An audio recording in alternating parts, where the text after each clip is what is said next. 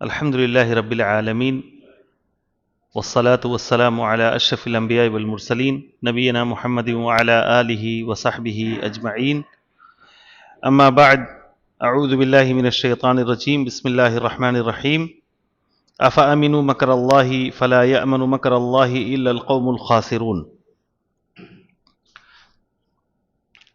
اللهم علمنا ما ينفعنا وانفعنا بما علمتنا وزدنا علما. محترم دینی بھائیو، السلام علیکم ورحمۃ اللہ وبرکاتہ. کتاب التوحید میں آج جو ہمارا موضوع ہے وہ ہے اللہ کی تدبیر سے بے خوف نہیں ہونا چاہیے.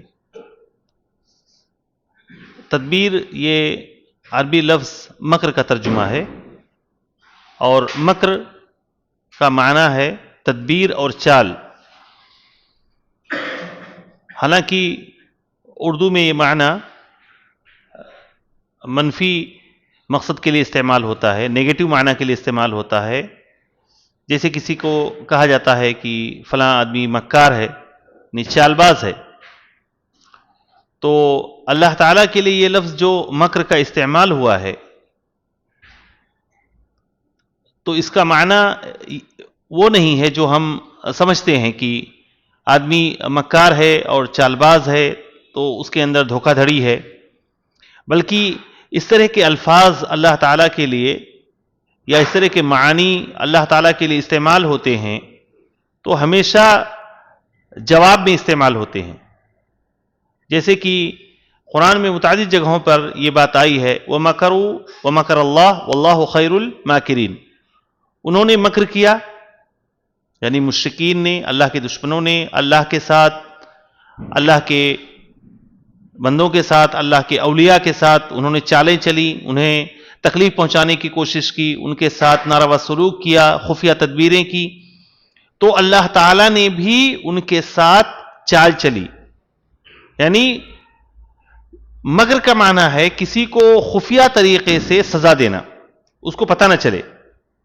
اور یہ جو معنی ہے یہ اللہ رب العالمین کے لیے خوبی کے طور پہ استعمال ہوتا ہے.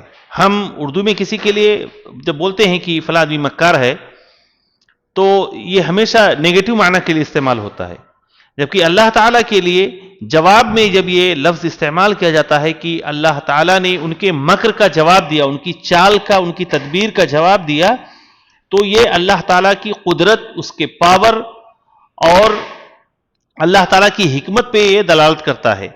کیونکہ وہی شخص اپنے دشمن پر قابو پا سکتا ہے جس کے اندر قدرت ہو، پاور ہو. اور اللہ تعالیٰ ایسے لوگوں کو سزا دیتا ہے جو اللہ تعالیٰ کے ساتھ یا اس کے نیک بندوں کے ساتھ، اس کے اولیاء کے ساتھ تدبیریں کرتے ہیں، چالیں چلتے ہیں، مکر کرتے ہیں، انہیں ایذا پہنچانے کی، تکلیف پہنچانے کی کوشش کرتے ہیں، تو اللہ تعالیٰ ان کے مکر کا جواب دیتا ہے. یہاں یہ جو آیت استعمال ہوئی ہے، أَفَأَمِنُوا مَكْرَ اللَّهِ فَلَا يَأْمَنُ مَكْرَ اللَّهِ إِلَّا الْقَوْمُ الْخَاسِرُونَ. کیا وہ لوگ اللہ کی تدبیر سے بے خوف ہیں؟ تو اللہ کی تدبیر سے وہی لوگ بے خوف ہو سکتے ہیں جو یقیناً خسارہ اور گھاٹا اٹھانے والے ہیں. یہ آیت قوم عاد، قوم ثمود، قوم لوط، قوم شعیب اور اس طرح کے بہت ساری قوموں کا ذکر کرنے کے بعد، جن کے اوپر اللہ تعالیٰ نے عذاب بھیجا تھا، ان کا ذکر کرنے کے بعد یہ بات کہی ہے کہ فَلَوْلَا إِذْ جَاءَهُمْ بَأْسُنَا تَضَرَّعُوا وَلَكِنْ قَسَتْ قُلُوبُهُمْ. کیوں نہیں ایسا ہوا کہ جب ان کے اوپر ہمارا عذاب آیا تو وہ اللہ کی طرف مائل ہوئے. دیکھیں، اللہ رب العالمین جب کسی کو کوئی سزا دیتا ہے، کسی کے اوپر کوئی عذاب بھیجتا ہے، تکلیف میں، مصیبت میں ڈالتا ہے، تو اس وقت انسان کو کیا چاہیے کہ اللہ تعالیٰ کی طرف پلٹے. أَوَأَمِنَ أَهْلُ الْقُرَىٰ أَن يَأْتِيَهُمْ بَأْسُنَا ضُحًى وَهُمْ يَلْعَبُونَ. کیا شہر والے، گاؤں والے یہ سوچ کر نشچنت ہیں کہ ان کے اوپر کوئی عذاب نہیں آ سکتا؟ مزے کے ساتھ سو رہے ہیں، رات بھر خراٹے لے رہے ہیں، دن بھر کھیل کود کر رہے ہیں، مزے کر رہے ہیں، یہ چیز انسان کی زندگی میں اسی وقت آ سکتی ہے جب انسان اللہ تعالیٰ کی پکڑ سے نشچنت ہو جائے، بے فکر ہو جائے، فیئرلیس ہو جائے، اسے کوئی ڈر نہ ہو۔ اور عموماً یہ ہوتا ہے دینی بھائیوں کہ انسان جب گناہ پہ گناہ کیے جاتا ہے، گناہ پہ گناہ کیے جاتا ہے، اور اللہ تعالیٰ اس کے گناہوں کے باوجود اس کو دیے جاتا ہے، نوازے جاتا ہے، ہر خوشی اس کو حاصل ہوتی ہے، تو بعض دفعہ شیطان اس کو اس دھوکے میں مبتلا کرتا ہے کہ اگر تم غلط ہو تو پھر تمہیں یہ ساری نعمتیں مل کیوں رہی ہیں، یہ ساری آسائشیں تمہیں کیوں مل رہی ہیں، یہ ساری لگژریز تمہیں کیوں مل رہی ہیں؟ اگر تم غلط ہوتے تو اللہ کی طرف سے کوئی پکڑ آ جاتی، تم صحیح ہو اسی لیے تمہیں یہ ساری خوشیاں مل رہی ہیں۔ دیکھو کتنے لوگ نمازی ہیں، دیندار ہیں، اس کے باوجود وہ غریبی کا شکار ہیں، بیماری کا شکار ہیں، پریشانی اور دکھ کا شکار ہیں، اور تم نہ نماز، نہ روزہ، نہ زندگی میں کوئی عبادت، اللہ کو بھولے ہوئے، اس کے باوجود اللہ تعالیٰ تمہیں نوازے جا رہا ہے، جو چاہتے ہو پاتے ہو، دن دگنی رات چوگنی تمہارے بزنس میں، کاروبار میں برکت ہو رہی ہے۔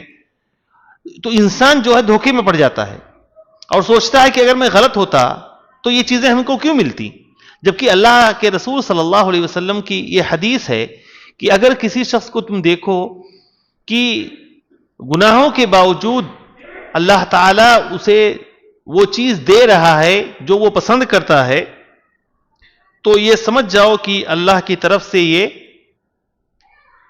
ڈھیل ہے، اللہ کی طرف سے یہ اس کے لیے استدراج ہے۔ اور بہت بار ایسا ہوتا ہے کہ گناہ کے باوجود انسان جو ہے اللہ تعالیٰ اس کو نوازے جاتا ہے۔ ہمیں اس سے پہلے جو ہے یہ بات گزر چکی ہے جسے یاد رکھنا چاہیے، ہمیشہ انسان کی زندگی میں عبادت کرتے وقت دو چیزیں ہونا جو ہے بہت ضروری ہیں، ایک ہے اللہ کا خوف اور ایک ہے اللہ سے امید۔ اللہ کا خوف، یہ دونوں چیزیں دینی بھائیو ہمیشہ، اللہ کا ڈر اور اللہ سے امید، یہ دونوں چیزیں زندگی میں بالکل بیلنسڈ ہونی چاہیے۔ اگر ان میں سے کوئی چیز کمزور پڑتی ہے تو دوسری برائی پیدا ہو جاتی ہے۔ مثال کے طور پر خوف یعنی اللہ کا جو ڈر ہے وہ کمزور پڑ جائے تو انسان پھر اللہ تعالی سے جری ہو جاتا ہے، بے خوف ہو جاتا ہے، یعنی اللہ کا خوف کم ہو جائے، اس کے اندر اللہ کی خشیت کمزور پڑ جائے تو پھر وہ اللہ کی پکڑ سے بے باک ہو جاتا ہے اور نڈر ہو جاتا ہے۔ اور اللہ تعالیٰ سے امید اگر کمزور پڑ جائے، اللہ سے جو امید ہونی چاہیے، جو لالچ ہونی چاہیے، والذی اطمع ان یغفر لی خطیئتی یوم الدین، جو اللہ سے لالچ اور امید ہونی چاہیے، وہ اگر کمزور پڑ جائے تو انسان کے اندر قنوطیت اور مایوسی چھا جاتی ہے۔ مایوسی، اب تو میں نے اتنے گناہ کر لیے، اتنی غلطیاں ہو گئی، اب کہاں اللہ مجھے معاف کرنے والا ہے، اب کہاں میری خطا معاف ہوگی۔ اور انسان کے اندر جب خوف کمزور پڑتا ہے تو پھر انسان جو ہے نڈر ہو جاتا ہے، پھر اللہ کی پکڑ کا اس کو ڈر نہیں رہتا۔ اور خوف حد سے زیادہ بڑھے، حد سے زیادہ خوف بڑھ جائے تو بھی انسان مایوسی کا شکار ہو جاتا ہے، اور حد سے زیادہ انسان کے اندر امید ہو جائے تو پھر انسان گناہ پہ گناہ کیے جاتا ہے، اور شیطان اس کو اسی دھوکے میں مبتلا رکھتا ہے کہ اللہ تو غفور الرحیم ہے اور بخشنے والا، رحم کرنے والا ہے، تمہیں ڈرنے کی ضرورت نہیں ہے۔ تو یہ چیزیں جو ہے بیلنس میں ہونی چاہیے، اللہ کا خوف بھی ایک بیلنس میں ہو اور اللہ سے امید بھی بیلنس میں ہو۔ اللہ تعالیٰ سے جو ہم امید رکھتے ہیں تو کس چیز کی امید رکھتے ہیں؟ اللہ سے ہم اسی بات کی امید رکھتے ہیں کہ ہم جو نیکیاں کر رہے ہیں، جو عبادتیں کر رہے ہیں، جو ثواب کے کام کر رہے ہیں، اللہ تعالیٰ اس کے بدلے میں ہمیں جنت دے، اللہ تعالیٰ ہماری عبادتوں کو قبول فرما لے، اللہ تعالیٰ ہمیں ثواب دے، ہمیں نیکیاں دے، ہماری عبادتوں کو قبول کر لے۔ جیسے کہ حدیث میں آتا ہے، من صام رمضان ایمانا واحتسابا غفر له ما تقدم من ذنبه، جو رمضان کا روزہ رکھتا ہے ایمان کے ساتھ اور اجر کی امید کرتے ہوئے، ثواب کی امید کرتے ہوئے، تو اس کے تمام گناہ بخش دیے جاتے ہیں۔ من قام رمضان ایمان واحتسابا غفر له ما تقدم من ذنبه، جو رمضان میں قیام کرتا ہے، تراویح پڑھتا ہے ایمان کے ساتھ اور اللہ سے ثواب کی امید کرتے ہوئے، امید اسی کا نام رجا ہے، امید، تو غفر له ما تقدم من ذنبه، تو اس کے تمام گناہ جو ہے اللہ تعالیٰ بخش دیتا ہے۔ تو امید جو ہم اللہ سے کرتے ہیں وہ یہی کہ اللہ تعالیٰ ہمیں اجر دے، ہمیں ثواب دے، ہمیں نیکی دے۔ اور دوسری امید اللہ سے کیا ہوتی ہے؟ دوسری امید ہم اللہ سے یہ کرتے ہیں کہ اللہ تعالیٰ تو ہمارے گناہوں کو بخش دے۔ ان یغفر لی خطیئتی یوم الدین، ابراہیم علیہ السلام نے جو اللہ تعالیٰ سے کہا تھا کہ ہم وَإِذَا مَرِضْتُ فَهُوَ يَشْفِينِ وَالَّذِي هُوَ يُطْعِمُنِي وَيَسْقِينِ، جو مجھے کھلاتا پلاتا ہے، میں بیمار ہوتا ہوں تو شفا دیتا ہے، اور وہ ذات جس سے میں امید کرتا ہوں کہ مجھے قیامت کے دن بخش دے، گناہوں کے کو معاف کر دے، ہماری خطاؤں کو، ہماری غلطیوں کو معاف کر دے۔ تو اللہ تعالیٰ سے یہی دو امید ہم رکھتے ہیں، ہمیں ہماری نیکیوں کا بدلہ دے، ثواب دے، اجر دے، اور قیامت کے دن جو ہے ہمارے گناہوں کو، ہم سے جو غلطیاں ہوئی ہیں اس کو جو ہے وہ معاف کر دے۔ تو یہ ہے خوف اور یہ ہے امید۔ لیکن امید کے ساتھ یہ بات یاد رکھیں دینی بھائیوں کہ امید صرف بغیر عمل کے صرف ایک آرزو ہوتی ہے، اس کا تعلق رجا سے اور امید سے نہیں ہوتا۔ یعنی آپ عمل نہ کریں، نیکیاں نہ کریں، گناہ پہ گناہ کیے جائیں اور اللہ سے امید رکھیں کہ اللہ تعالیٰ آپ کو جنت دے، یہ شیطانی وسوسہ اور دھوکہ ہوتا ہے۔ شیطان اس طرح کے وسوسے میں انسان کو ڈالتا ہے، یا تو حد سے زیادہ خوف میں مبتلا کر دے گا کہ آپ مایوس ہو جاؤ، یا حد سے زیادہ آپ کو امید میں مبتلا کر دے گا کہ آپ گناہ پہ گناہ کیے جاؤ۔ یہ شیطان کی چالیں ہیں۔ کبھی کبھی انسان جو ہے عبادت کے اور نیکی کے نام پر انسان کو گمراہ کرتا ہے، حد سے زیادہ خوف بڑھا دے گا تو آپ اللہ تعالیٰ سے مایوس ہو جائیں گے، اور حد سے زیادہ امید دلا دے گا تو آپ کو سوچیں گے جو ہے آپ کو عمل کی ضرورت نہیں ہے، اللہ تو غفور الرحیم ہے۔ کتنے ایسے نوجوان ہیں یا بدعمل لوگ ہیں، دین سے دور ہیں، انہیں جو ہے شیطان نے اسی دھوکے میں ڈالا ہے کہ اللہ تو غفور ہے، بخشنے والا ہے، رحم کرنے والا ہے۔ اللہ تعالیٰ نے جو ہے رحمت کو پیدا کیا، مرسی کو پیدا کیا، 99 حصہ اپنے پاس رکھا، ایک حصہ رحمت کا دنیا میں بانٹ دیا، وہ 99 حصے میں اپنے مومن بندوں کو بخش دے گا۔ آپ کتنے بھی گناہ کیے جاؤ، نہیں۔ دیکھیں سید المتوکلین، اللہ پہ توکل کرنے والوں کے سردار، اللہ تعالیٰ سے سب سے زیادہ ڈرنے والے، اللہ کا سب سے زیادہ خوف رکھنے والے، اللہ کے نبی صلی اللہ علیہ وسلم، انبیاء، اور آپ کے بعد جو ہے صحابہ کرام کی زندگیاں دیکھیں، وہ ہمارے لیے بہترین مثال ہیں کہ وہ اللہ تعالیٰ کا کس قدر خوف رکھتے تھے اور اللہ سے کس قدر امید رکھتے تھے، اور خوف اور امید کے ساتھ ساتھ ان کی زندگیوں میں عمل کی کس قدر اہمیت تھی۔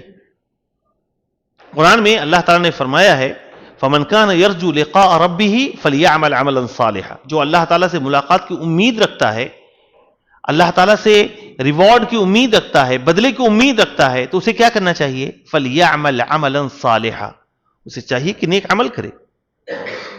ان الذين آمنوا والذين هاجروا وجاهدوا في سبيل ان الذين آمنوا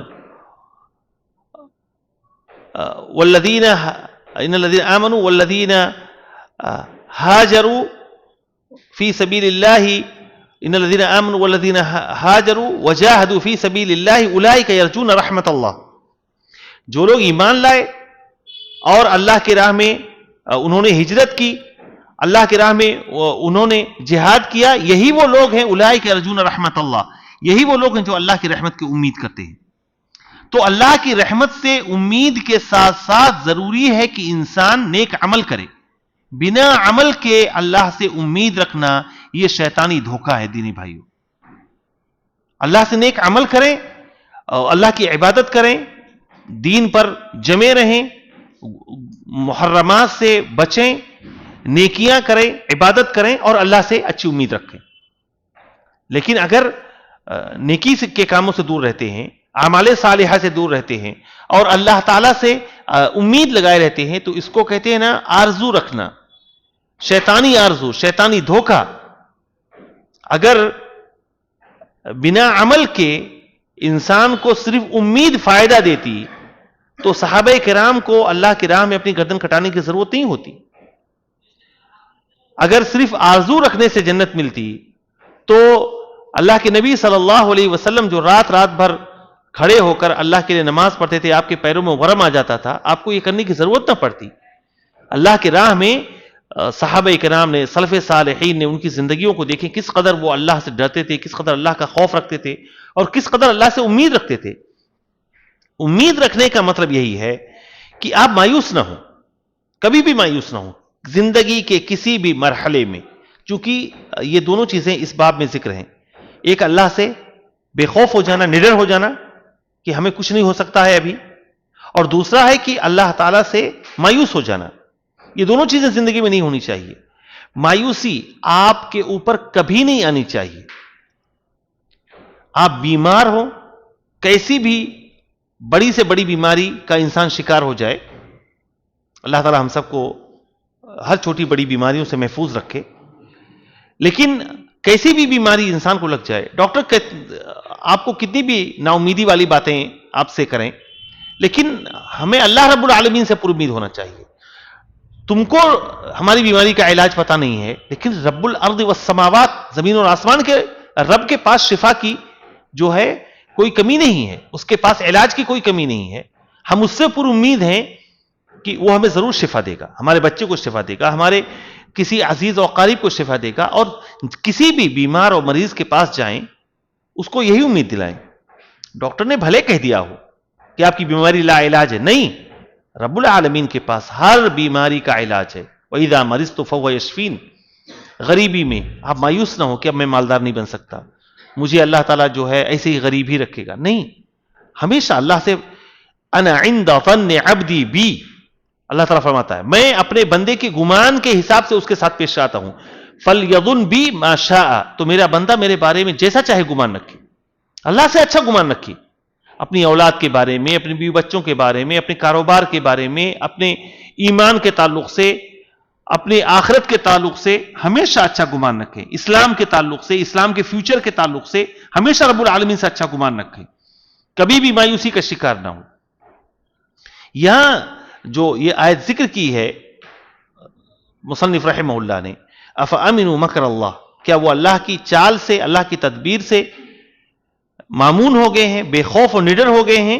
فلا یامن مکر اللہ الا القوم الخاسرون. تو اللہ کی چال اور اس کی تدبیر سے وہی لوگ بے خوف ہوتے ہیں جو خسارہ اٹھانے والے ہیں، گھاٹا اٹھانے والے ہیں. کیونکہ جو اللہ کے تدبیر سے، اللہ کی پکڑ سے بے خوف ہو جاتا ہے وہ بے تحاشا گناہ کرنے لگتا ہے، اور جب گناہ کرے گا تو یہ اس کے لیے خسارہ اور نقصان کا سبب بنے گا.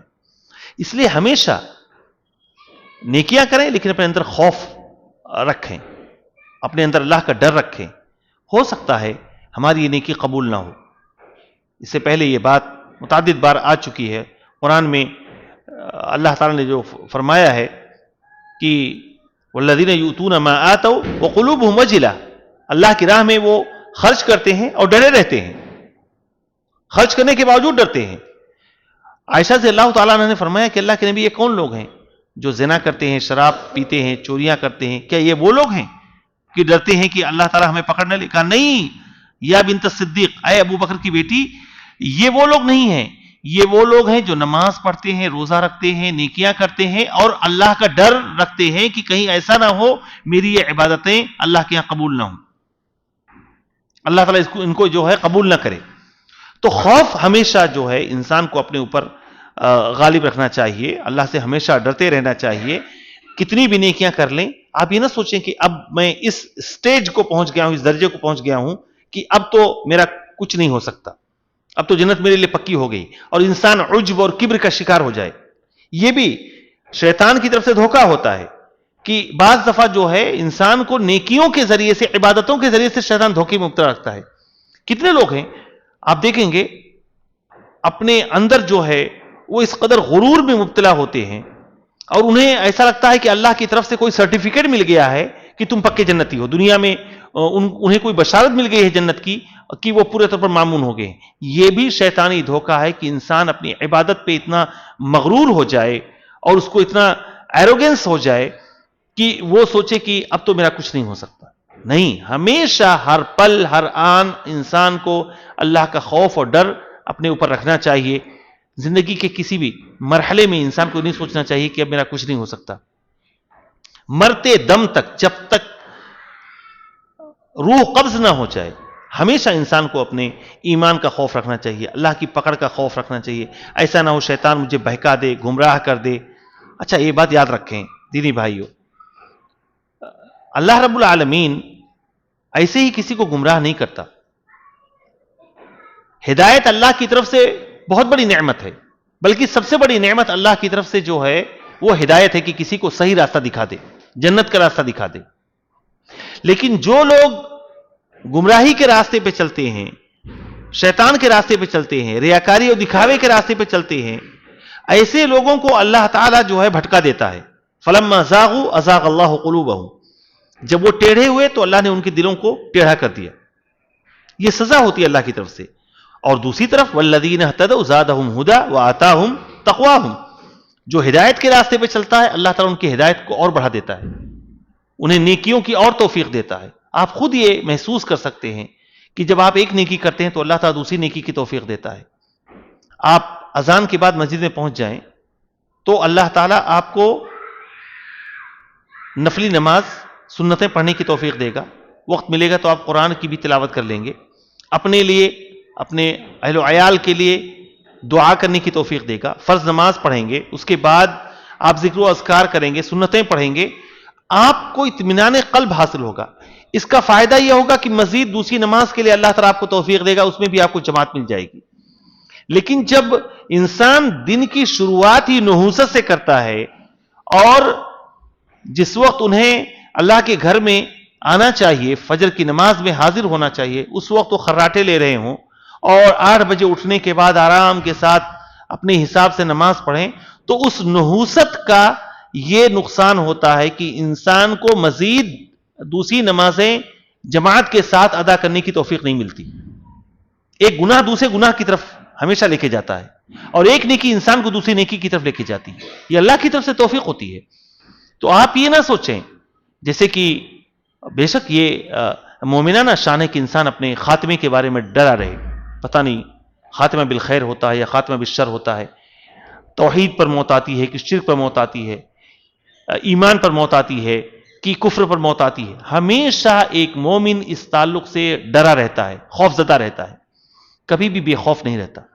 یہ اس بات کی علامت ہوتی ہے کہ انسان مومن ہے. فلا یأمن مکر اللہ الا القوم الخاسرون، اللہ کی تدبیر سے صرف گھاٹا اٹھانے والے لوگ ہی بے خوف ہوتے ہیں. اس کے بعد جو دوسری آیت ہے، قال ومن یقنط من رحمت ربہ الا الضالون، اللہ کی رحمت سے صرف بھٹکے ہوئے لوگ، گمراہ لوگ ہی مایوس ہوتے ہیں. ایک طرف بے خوف ہونا اور دوسری طرف مایوس ہونا. مایوسی یہ کفر ہے. مایوسی ہونا اس بات کی علامت ہوتی ہے کہ انسان کو اللہ رب العالمین کی قدرت پر یقین نہیں ہے. قدرت پر. یہ آیت کہاں آئی ہے؟ یہ آیت ابراہیم علیہ السلام کے پاس جب 2 فرشتے آتے ہیں اولاد کی خوشخبری دینے کے لیے اور لوط علیہ السلام کی قوم پر عذاب بھیجنے کے لیے، تو ابراہیم علیہ السلام بہت بڑے مہمان نواز تھے، مہمان نوازی میں بہت زیادہ مشہور تھے. لا کے بچڑا لا کے بھون بھان کے ان کے سامنے پیش کیا اور فرشتوں نے جو ہے انہیں خوشخبری سنائی کہ تمہارے یہاں بیٹا ہوگا.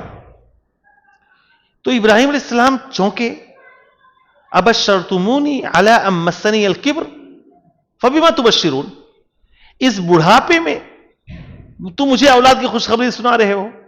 ایک دم بوڑھی عورت میری ایک دم کھوسٹ ہو گئی ہے، میں عمر کے ایک دم ایڈوانس اسٹیج میں پہنچ گیا ہوں، اب تم آئے ہو مجھے اولاد کی خوشخبری سنا. کدھر سے اولاد ہوگی؟ ان کی بیوی کے بارے میں اللہ تعالیٰ نے قرآن میں نقشہ کھینچا ہے کہ وہ ایک دم چونک گئی کہ یہ کیا تم سنا رہے ہو، اس بڑھاپے میں اولاد. اللہ تعالیٰ نے فرمایا وَمَن يَقْنَطُ مِن رَحْمَةِ رَبِّهِ إِلَّا الضَّالُّونَ، اللہ کی رحمت سے صرف گمراہ لوگ ہی مایوس ہو سکتے ہیں.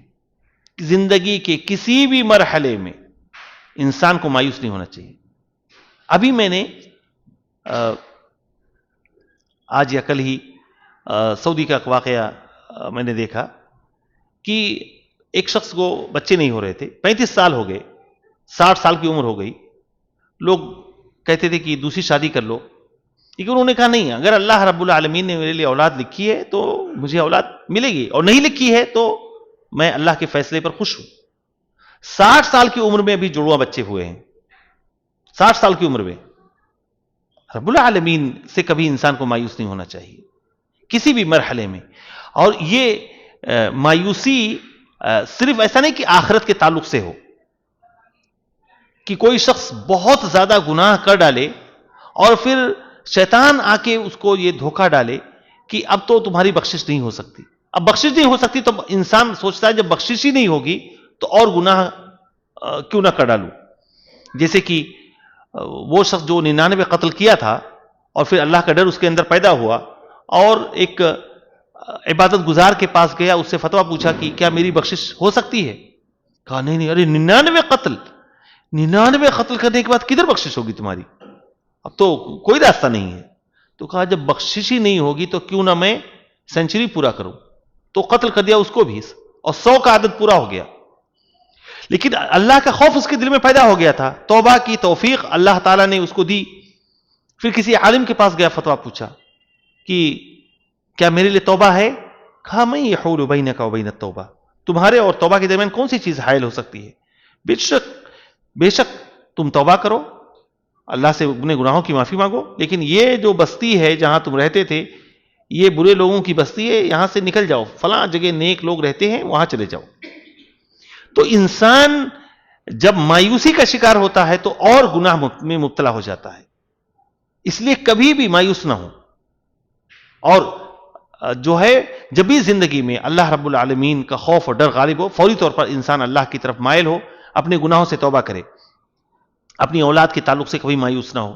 بہت بار ایسا ہوتا ہے، انسان سوچتا ہے کہ میرے بچے اتنے بگڑ گئے ہیں، میرا فلاں بیٹا اتنا بگڑ چکا ہے، بری صحبت میں رہ کے، غلط ساتھیوں کے ساتھ رہ کے، کہ اب اس کے اصلاح کی کوئی امید نہیں ہے. نہیں، کبھی بھی اللہ رب العالمین سے مایوس نہ ہو، اس کے سامنے ہاتھ جوڑیں، آنسو بہائیں، گڑ گڑائیں، توبہ کریں، اللہ تعالیٰ سے اس کے لیے دعا کریں.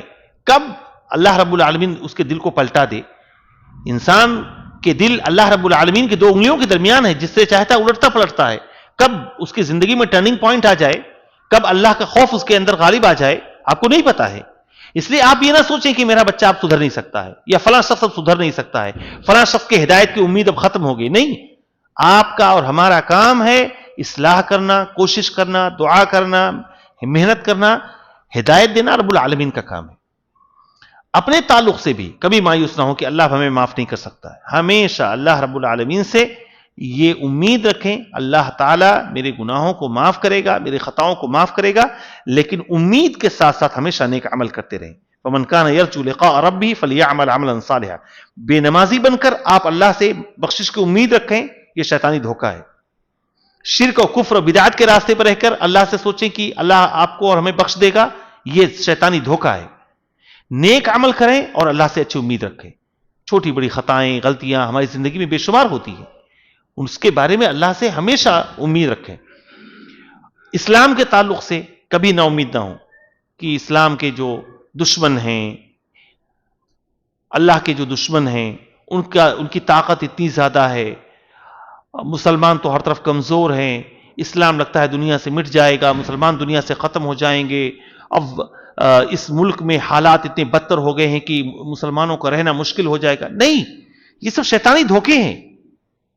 کوئی نہیں، رب العالم سب کی نکیل اللہ کے ہاتھ میں ہے، سب اللہ رب العالمین کے کنٹرول میں ہے. یہ نہ سوچیں کہ ہماری تقدیر فلاں قوم کے ہاتھ میں ہے، وہ جو چاہیں گے وہ ہمارے ساتھ کریں گے. نہیں، سب اللہ رب العالمین کے کنٹرول میں ہے. اس لیے آپ یہ نہ سوچیں کہ اسلام کا مستقبل تاریک ہے یا اندھیرے میں ہے. اسلام کا کیا ہوگا، مسلمانوں کا کیا ہوگا؟ ابھی تو ہر طرف مسلمان کمزور ہیں، اسلام کمزور ہے، لگتا ہے اسلام دنیا سے مٹ جائے گا. اسلام کے اوپر ایسے ادوار آئے ہیں، ایسا وقت آیا ہے کہ پوری دنیا نے سوچ لیا تھا کہ اسلام ختم ہو جائے گا، لیکن دوبارہ اسلام پھر ابھرا. یہ رب العالمین کا بھیجا ہوا دین ہے، اللہ رب العالمین کا پسندیدہ دین ہے. مسلمان اللہ رب العالمین کے چہیتے بندے اس کے ہیں جو تقوی کی روش اختیار کرتے ہیں، توحید پہ چلتے ہیں، دین پہ چلتے ہیں. ایسے لوگوں کی جماعت ہمیشہ موجود رہے گی، قیامت تک موجود رہے گی. اور جب یہ لوگ دنیا سے ختم ہو جائیں گے تو اللہ تعالیٰ دنیا پہ قیامت بھیج دے گا. اس لیے کبھی بھی مایوسی کا شکار نہ ہو کہ اب کیا ہوگا. اور اسلام کے جو دشمن ہیں ہر طرف انہی کا غلبہ ہے، انہی کا دبدبہ ہے، انہی کا جلوہ ہے، اور اب تو اسلام کا بول بالا نہیں ہو سکتا ہے. نہیں، یہ مایوسی والی بات ہے. اللہ کا وعدہ ہے اِنَّا لَنَنصُرُ رُسُلَنَا وَالَّذِينَ آمَنُوا، ہم اپنے رسولوں کی و مومنوں کی مدد کریں گے. وَأَنْتُمُ الْأَعْلَوْنَ إِن كُنتُم مُؤْمِنِينَ، اگر تم مومن ہو تو تم غالب رہو گے. یہ اللہ کا وعدہ ہے. اللہ اپنے وعدے کو کبھی بھی جو ہے وعدے میں جھوٹا نہیں ہو سکتا ہے رب العالمین. تو وہاں پر فرشتوں نے ابراہیم علیہ السلام کو یہ بات بتائی، وَمَن يَقْنَطُ مِن رَحْمَةِ رَبِّهِ إِلَّا الضَّالُّونَ، اللہ کی رحمت سے صرف وہی لوگ مایوس ہوتے ہیں جو بھٹکے ہوئے لوگ ہوتے ہیں. اس لیے کبھی بھی اللہ کی رحمت سے مایوس نہ ہو. اور یہ رحمت جیسا کہ میں بتایا ہوں، اس کا تعلق صرف یہی نہیں ہے کہ آپ بیماری سے مایوس نہ ہوں، یا غریبی میں مایوس نہ ہوں، یا تکلیف میں مایوس نہ ہوں. نہیں، کسی بھی مسئلے میں مایوس نہ ہوں. نہ اپنے آخرت کے تعلق سے مایوس ہوں، نہ اپنی اولاد کے تعلق سے مایوس ہوں، نہ اسلام کے تعلق سے مایوس ہوں، نہ دعوت کے تعلق سے مایوس ہوں کہ کسی کو دعوت دیے، سمجھائے بجھائے اور وہ نہیں مانا تو اب مایوس ہو جاؤ کہ اب تو اس کو ہدایت نہیں مل سکتی. نہیں، کتنے لوگ ہیں جو اللہ کے نبی صلی اللہ علیہ وسلم کی دعوت پر پہلے ہی دن ایمان لے آئے. کچھ لوگوں نے تھوڑی مخالفت کی، 1 سال کے بعد، 2 سال کے بعد، 5 سال کے بعد. عمر رضی اللہ تعالیٰ عنہ 6 سال کے بعد اسلام لائے. کچھ لوگ 10 سال، 15 سال، فتح مکہ تک 20 سال تک مخالفت کیا. ابو سفیان رضی اللہ تعالیٰ عنہ کب فتح مکہ کے سال ایمان لائے، صفوان بن امیہ فتح مکہ کے سال ایمان لائے. تو مایوس نہیں ہونا چاہیے انسان کو کسی بھی مرحلے میں. ہمیشہ اللہ سے اچھا گمان رکھیں، پازیٹیو رہیں، اور اللہ رب العالمین سے ہمیشہ جو ہے اپنے لیے اور اسلام مسلمانوں کے لیے، اسی طرح اپنی اولاد کے لیے جو ہے دعا کریں، اور کبھی بھی مایوسی کا شکار نہ ہوں. اس کے بعد عبداللہ بن عباس رضی اللہ تعالیٰ عنہ سے یہ روایت ہے کہ اللہ کے رسول صلی اللہ علیہ وسلم سے کبیرہ گناہوں کے بارے میں پوچھا گیا کہ کبیرہ گناہ کون کون سے ہیں. تو آپ صلی اللہ علیہ وسلم نے فرمایا، الشرک باللہ، اللہ کے ساتھ شرک کرنا، والیأس من روح اللہ، اللہ کی رحمت سے مایوس ہونا، والامن من مکر اللہ، اور اللہ کی تدبیر سے، اللہ کی پکڑ سے بے خوف ہونا. یہ جو حدیث ہے اس کی آتھینٹسٹی کے بارے میں علماء کا اختلاف ہے. زیادہ صحیح اور راجح قول یہ ہے کہ اللہ کے نبی کی حدیث نہیں ہے، بلکہ یہ عبداللہ بن عباس کا قول ہے. لیکن عبداللہ بن عباس رضی اللہ تعالیٰ عنہ کا قول بھی اگر ہو تو بھی یہ مرفوع کے حکم میں ہے، یعنی اللہ کے نبی صلی اللہ علیہ وسلم ہی کی بات ہو سکتی ہے، کیونکہ یہ بات عبداللہ بن عباس اپنے من سے نہیں کہہ سکتے. تو پوچھا گیا کہ بڑے بڑے گناہ کون سے ہیں. اس سے معلوم ہوتا ہے کہ کچھ گناہ بڑے ہوتے ہیں اور کچھ گناہ چھوٹے ہوتے ہیں. جیسے کہ ہم جانتے ہیں کہ کچھ گناہ کبیرہ کہلاتے ہیں، کچھ گناہ صغیرہ کہلاتے ہیں، میجر سن اور مائنر سن. لیکن یاد رکھیں، بعض لوگ جو ہے چھوٹا گناہ سن کے یہ سوچتے ہیں، یا شیطان ان کو یہ باور کراتا ہے کہ تو چھوٹا گناہ ہے، چلتا ہے. یعنی چھوٹا گناہ کا مطلب یہ ہے کہ وہ کرنا چاہیے. نہیں، علماء کہتے ہیں کہ آپ کبھی یہ نہ دیکھیں کہ یہ گناہ چھوٹا ہے کہ بڑا ہے. آپ یہ دیکھیں کہ آپ جس کی نافرمانی کر رہے ہیں وہ کتنا بڑا ہے. انسان جب گناہ کرتا ہے تو اپنے رب کی نافرمانی کرتا ہے نا، اپنے رب کی بات نہیں مانتا ہے. آپ یہ نہ دیکھو کہ یہ گناہ کتنا چھوٹا ہے، آپ یہ دیکھو کہ آپ جس کی مخالفت کر رہے ہو، جس کی نافرمانی کر رہے ہو، وہ کتنا بڑا ہے. تو یہ بڑا گناہ یا چھوٹا گناہ کس کو کہتے ہیں، اس تعلق سے بہت ساری باتیں آپ کو ملیں گی اگر آپ پڑھیں گے اور ریسرچ کریں گے.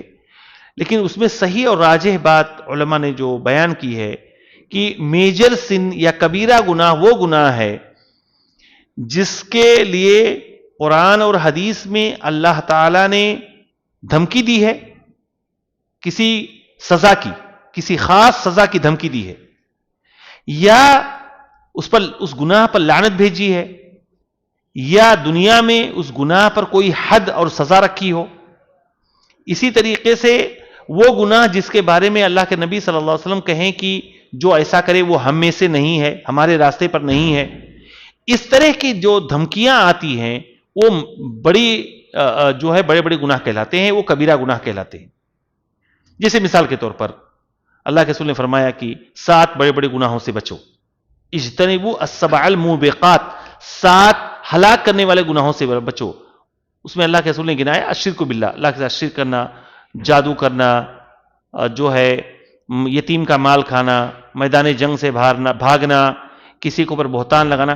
یہ جو بڑے بڑے گناہ، کبیرہ گناہ کتنے ہیں اس تعلق سے بھی الگ الگ باتیں ملتی ہیں. کچھ نے کہا کبیرہ گناہ 3 ہیں جیسے کہ اس حدیث میں ہے، کچھ نے کہا کہ کبیرہ گناہ 7 ہیں، کسی نے کہا کبیرہ گناہ 10 ہیں، کسی نے کہا 70 ہیں، کسی نے کہا 700 ہیں. بہرحال اس کی تعداد بھی کوئی لمیٹڈ نہیں ہے، کبیرہ گناہ بہت زیادہ ہیں. کبیرہ گناہ وہ گناہ ہیں کہ اگر انسان کبیرہ گناہ کرتا رہے اور بنا توبہ کے مر جائے تو اللہ رب العالمین کی مشیت کے، یعنی اللہ رب العالمین کے ارادے کے وہ انڈر میں رہے گا. چاہے تو اللہ تعالیٰ اس کو معاف کرے اور چاہے تو اللہ تعالیٰ اس کو سزا دے کر اس کو جنت میں داخل کرے. لیکن کب؟ جب انسان نے شرک نہ کیا ہو، شرک نہ کیا ہو. اسی لیے اللہ کے رسول سے جب پوچھا گیا کہ سب سے بڑا گناہ کون ہے تو آپ نے کیا فرمایا؟ الشرک باللہ، اللہ کے ساتھ کسی کو پارٹنر بنانا. اللہ تعالیٰ کی عبادت میں، اللہ رب العالمین کی ربوبیت میں اللہ کی طرح کسی کو خالق، مالک، رازق سمجھنا، مشکل کشا سمجھنا، جسے کہتے ہیں یا علی مشکل کشا یا غوث المدد. یہ شرک باللہ، یہ شرک اکبر ہے. یعنی انسان دائرہ اسلام سے نکل جاتا ہے کیونکہ اللہ کے برابر آپ نے کسی اور کو سمجھ لیا. تو سب سے بڑا گناہ جو ہے شرک ہے، کیونکہ یہ اللہ رب العالمین کی ذات میں توہین ہے کہ کرے کوئی اور گاؤ کسی اور کی، کھلائے کوئی اور جو ہے مدح و تعریف کرو کسی اور کی. اس کائنات کو، اس روئے زمین کو چلا کوئی اور رہا ہے اور تم کہو کہ نہیں کوئی اور چلا رہا ہے. فلاں قطب، فلاں ولی، فلاں دھما جو ہے یہ اس کائنات کو چلاتے ہیں، نعوذ باللہ. تو سب سے بڑا گناہ جو ہے شرک ہے. اس کے بعد آپ نے فرمایا کہ وَالْيَأْسُ مِنْ رَوْحِ اللَّهِ، اللہ کی رحمت سے مایوسی، اللہ کی رحمت سے. قنوت جو ہوتی ہے، قنوت اور یأس 2 لفظ ہیں، اردو میں دونوں کا ترجمہ مایوسی کیا جاتا ہے. لیکن علماء کہتے ہیں، قنوت کہتے ہیں کہ شدید مایوسی، یعنی بہت زیادہ انسان ڈسپیئر ہو جائے، اللہ سے بالکل مایوس ہو جائے، یہ ہو ہی نہیں سکتا، فلاں مصیبت جو میرے اوپر آئی ہے وہ جا ہی نہیں سکتی. دیکھیے 2 طرح کی مایوسی ہوتی ہے. ایک یہ کہ کوئی آپ کے اوپر بلا آئی ہوئی ہے، آپ سوچو کہ یہ ٹل نہیں سکتی ہے، یا یہ کہ آپ اللہ سے کوئی چیز مانگ رہے ہو اور مانگتے مانگتے آپ مایوس ہو جاؤ کہ یہ چیز ہمیں مل نہیں سکتی ہے. یعنی کسی بلا کے ٹلنے کے بارے میں یا کسی محبوب چیز کے ملنے کے تعلق سے انسان مایوسی کا شکار ہو جائے، اس کو بولتے ہیں اللہ کی رحمت سے مایوسی. اللہ کی رحمت بے شمار ہے. کس بات سے مایوس ہو رہے ہو؟ اللہ تعالیٰ فرماتا ہے کہ یا عبادی لو ان اولکم وآخرکم وانسکم وجنکم كانوا فی سعید واحد فسألونی فأعطیت کل واحد مسألته ما نقص ذلك مما عندي الا كما ينقص المخيط اذا ادخل البحر. جتنے لوگ ہیں انسان جنات سب ایک میدان میں جمع ہو جائیں اور ہر آدمی اللہ سے مانگے اور ہر آدمی کو اس کی مانگ اللہ تعالیٰ اس کی پوری کر دے تو بھی اس کے خزانے میں کوئی کمی ہونے والی نہیں ہے. پھر کس بات سے مایوسی؟ اپنی غریبی کے تعلق سے، اپنی پریشانی اور دکھ کے تعلق سے، اپنی بیماری کے تعلق سے. رب العالمین کا حکم ہوگا اچھے ہو جاؤ، اچھے ہو جاؤ گے. ایوب علیہ السلام 18 سال تک بیمار رہے، مایوس نہیں ہوئے، اللہ نے شفا دیا. اللہ کے رسول ابو بکر غار میں چھپے ہوئے ہیں اور ابو بکر کہتے ہیں کہ اللہ کے نبی اگر وہ تھوڑا سا نیچے دیکھ لیں تو ہمیں جو ہے پکڑ لیں گے. اللہ کے رسول فرماتے ہیں کہ ابو بکر ان دو کے بارے میں تمہارا کیا خیال ہے جن کا تیسرا اللہ ہے. یہ انبیاء رب الانبیاء کا جو ہے اللہ سے امید ہوتی ہے, اللہ سے اچھا گمان ہوتا ہے. نہیں, اللہ تعالیٰ ہمیں بچائے گا, اللہ کا وعدہ ہے, اللہ ہمیں ذلیل نہیں کرے گا. تو انسان کو ہمیشہ اللہ رب العالمین کے فضل سے, اس کی رحمت سے پر امید ہونا چاہیے. اللہ سے ہمیشہ اچھا گمان ہمیشہ پازیٹیو رہیں. یاد رکھیں میرے بھائی, ہمیشہ اللہ رب العالمین سے جو ہے اچھا گمان رکھیں, اور جیسا آپ کا گمان ہوگا رب العالمین آپ کے ساتھ ویسے ہی پیش آئے گا. اس کے بعد عبداللہ بن مسعود رضی اللہ تعالی عنہ نے یہ بات کہی کہ اکبر الکبائر الاشراک باللہ, سب سے بڑا کبیرہ گناہ, سب سے بڑا, بڑوں میں سب سے بڑا گناہ کیا ہے؟ اللہ کے ساتھ جو ہے شرک کرنا. والامن من مکر اللہ, اور اللہ کے مکر سے, اللہ کی تدبیر سے انسان کا بے خوف ہونا. والقنوط من رحمت اللہ, اور اللہ کی رحمت سے مایوس ہونا. والیأس من روح اللہ, اور اللہ کے فضل سے اور اس کی رحمت سے انسان کو نا امید ہونا. تو یہ جتنی بھی نا امیدی ہے یا اللہ رب العالمین کے فضل سے اور اس کی رحمت سے جو مایوسی ہے, یہ تمام چیزیں انسان کے توحید میں نقص ہیں. آپ کا توحید, آپ کا عقیدہ جس قدر مضبوط ہوگا اسی قدر آپ اللہ تعالیٰ سے ہمیشہ پر امید رہیں گے, اسی قدر آپ کے اندر اللہ کا ڈر و خوف ہوگا. اور جس قدر انسان کا توحید کمزور ہوگا, آپ دیکھیں نا کہ جو لوگ شرک میں مبتلا ہیں انہیں شیطان نے کیسے کیسے دھوکے میں ڈالا ہوا ہے. کبھی شفاعت کا دھوکہ دیا ہوا ہے کہ کچھ بھی عمل کرتے جاؤ, بڑے سے بڑا گناہ کرتے جاؤ, نہ نماز پڑھنے کی ضرورت ہے, نہ روزہ رکھنے کی ضرورت ہے, نہ محرمات سے بچنے کی ضرورت ہے. فلاں ولی, فلاں پیر, فلاں بزرگ, فلاں نبی تمہیں بخشوا دیں گے, تمہاری جنت کی گارنٹی ہم لیتے ہیں.